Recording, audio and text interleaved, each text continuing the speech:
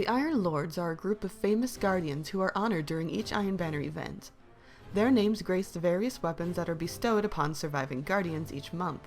What these weapons and various artifacts can tell us amounts to a lot of speculation and guesswork. Only the strong are welcome here. Lord Saladin Forge, hero of the Twilight Gap. The Iron Lords fought during the Battle of Six Fronts and were known far and wide for their bravery, skill, and invincible patrols. The 9 Lords were made up of 3 Titans, Yoldir, Radagast, and Silumar, 3 Warlocks, Felwinter, Scory, and Timur, and 3 Hunters, Gellion, Perun, and Ephrodite. It is unknown whether they perished soon after the battle's conclusion, or if their deaths were more recent, or even if they're not dead but still alive. However, given what we are told by some of the artifacts as well as the weapons, we can be reasonably sure that some sort of tragedy befell the original Iron Lords. But first, a brief history of the Iron Banner. The Iron Banner is a monthly event run by Lord Saladin, affectionately referred to as Lord Saladhead by many a guardian in the tower, in an effort to commemorate the Lords. Saladin was hailed a hero after the Battle of Twilight Gap, and has been maintaining each week-long banner event ever since. It differs from the Crucible in that the Guardians are not placed on a level playing field, with armor and weapon damage bonuses coming heavily into play. Whereas in Crucible, ultimately it's only experience that makes any difference in who wins and who suffers the ultimate defeat. Saladin was once the mentor of both Commander Zavala and Lord Shaxx, although he had a controversial falling out with the latter, likely either due to different ideas of how to run the Crucible, or because of something that happened during the gap. But let's return to our discussion of the Iron Lords themselves. We know from our discovery of Radagast's sword that it was somehow tied to the continuation of the banner event.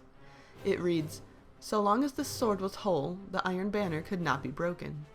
Given as we discovered only the tip of the blade, it's possible that the Iron Banner as we knew it in Year 1 has been broken. Scory's dirge tells us that Scory broke free from the banner, although she continues to mourn the deaths of her companions. Perhaps the most ominous clue we have as to what befell the Lords is a quote from Gellion himself. "Thought we formed the banner to fight the darkness, not ourselves. It just don't bode well, that's all I'm saying."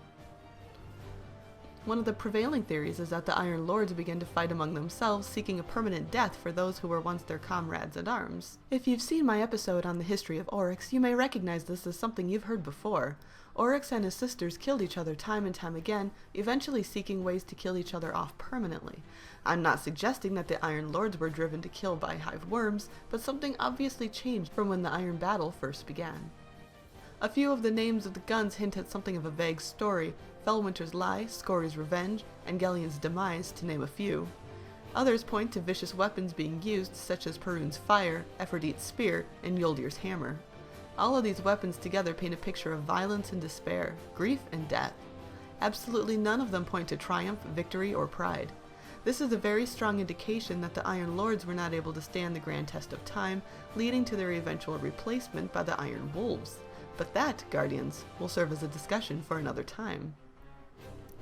Now and then someone tries to get Zavala, Shaxx, and Saladin to sit down for dinner and sort out their differences, but they remain as awkward and as stubborn as St. 14's skull. Unknown. Thank you for catching this episode of Destiny Lore and Theories. If you have enjoyed this episode, shoot me a comment, like, or subscribe. Alternatively, you can also follow me on both Twitter and Facebook for regular updates. Until next week, Guardians.